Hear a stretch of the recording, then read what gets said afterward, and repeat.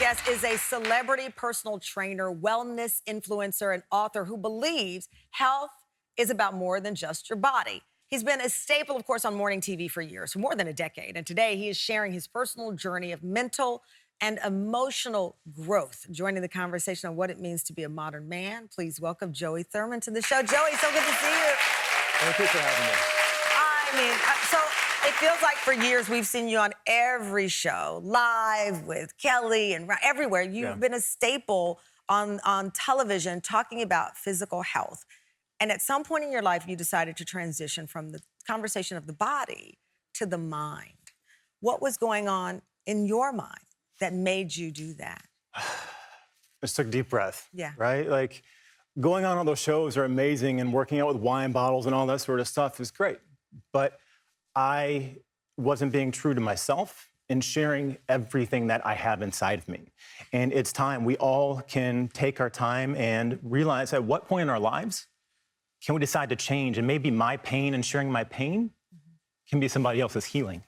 I admire that you took a deep breath, because we're on live TV, and I'll take you behind the scenes, a second feels like an eternity on live TV when you pause. Yeah. But there's power in the pause. There's power in being still. And for you, you took that moment to pause.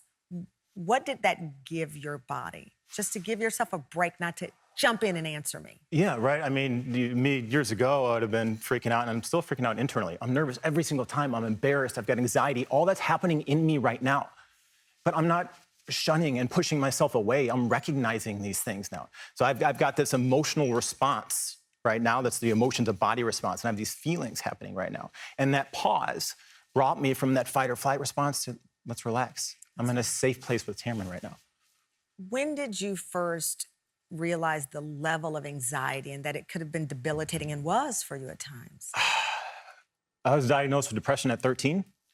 I went through a lot of things. I've been medicated off and on my entire life. My mom took me to suicide watch at one point, and I was ashamed of that for a long time.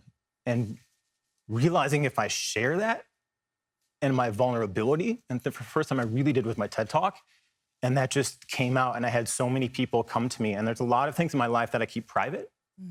But I feel like if I can help people by this inner pain and turmoil that I have, that's going to help them. It's going to help me too. You know, I have to tell you, sharing, what your family went through and what you went through, wanting to take your own life.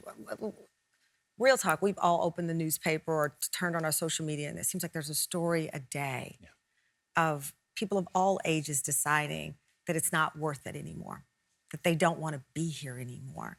And I know it's part pandemic, but it's also the pressure, social media, the likes, the wanting to live a perfect life, the Insta life, and comparing yourself to other people. And that weighs on you. It weighs on your soul. Yeah, it does a lot. I say social media is great for a lot of things, but it's also the perception of perfection. And even though right now I'm on Tamron Hall, that's amazing. I even posted on my story that I'm scared. And people are like, don't be scared. Like, no, it's okay. I'm owning that. Because right now this is an amazing opportunity, and I love sharing my story. But at the same time, I can be happy one day in one moment, and you just wake up and hey, I wake up in the morning and I just think positive. No, you don't. Nobody does. That's not human. No. That's not real. Why can't we just say, I think the first time Tina from your production team called me. She's like, how you doing today? I'm okay, right? I'm not pretending anymore. I can't pretend anymore because I'm so worried about everybody else. Yeah. Then who am I? How do I find myself if I'm worrying about everybody else? You had me in tears because it's true, the fronting, that happens, it's a lot. And everybody, I think, at some point falls prey to it in different levels. It's pretending to your significant other or your family or friends, and you don't deal with what's really happening inside. Well, one of the goals of this show is to create a safe space for everyone. And I'm so happy you trusted us to have this opportunity for this conversation. And we're going to keep it going to learn more about Joey's journey and even what he's telling his young son and the growth there after the break.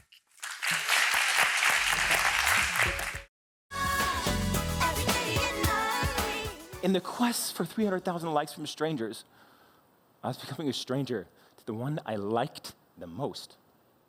The obsession with being present online came at the cost of me being absent in real life. It made me question my intent. Was I excited for future life events because of content? Would I be that new dad in the delivery room?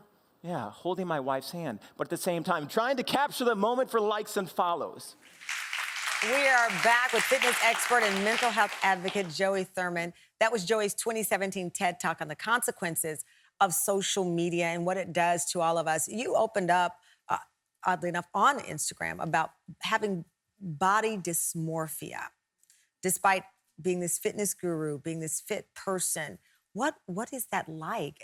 Because it's such a, body dysmorphia, but you built your career on the body. Yeah, right. It's this crazy juxtaposition. It's terrifying because I know that if I look a certain way, and I understand that sometimes what gets me in the door, if I look a certain way, I can book these things and do these certain things. But every time I look into the mirror, I still see this 13-year-old child who was called Gumby as a kid and just scrawny, and I see him every single time.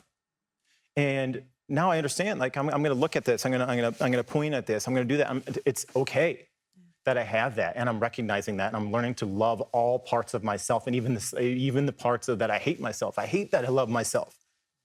How crazy is that to say? Yeah. But if we're aware of that, and we get to these dark places, musicians, artists all the time, like, how they're speaking to me, how do they know what I feel? Yeah.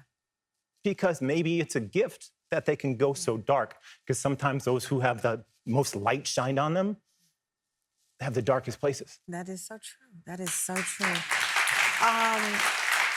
You talk a lot about the holistic approach to life. You talked about a new dad. You have Frederick, a 3-year-old. Yeah. I've got an almost 3-year-old. How do you incorporate that in teaching your child from the things that have happened to you? It's one thing to do a TED Talk and talk to all of us here at Tam Fam. How do you talk to him? He's 3, but in time, how do you talk to him? Yeah, no, right now we treat him like an adult. Yeah. And it's okay to have emotions. It's okay to get angry and all that, but it's not okay to act out or do this, and understanding these things. And I tell him when I make mistakes, like, I'm not gonna be a perfect dad all the time. And we put all these standards on ourselves as parents. And my wife is amazing, as close to perfect as possible as a mom. But I'm gonna screw up, Frederick. I'm gonna mess up. You are, Dada? Yeah.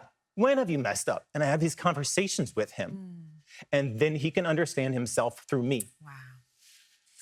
What a journey. What a story. Thank you so much for joining us. You can come here anytime you want. Joey, thank you. And I should say, if you're having suicidal thoughts, reach out to the National Suicide Prevention Lifeline. There are people there to listen and check out Joey's TED Talk. Go to social media. We talk a lot about the bad. There's many good things happening there, and you can hear the good things that he is sharing with the fans that follow him.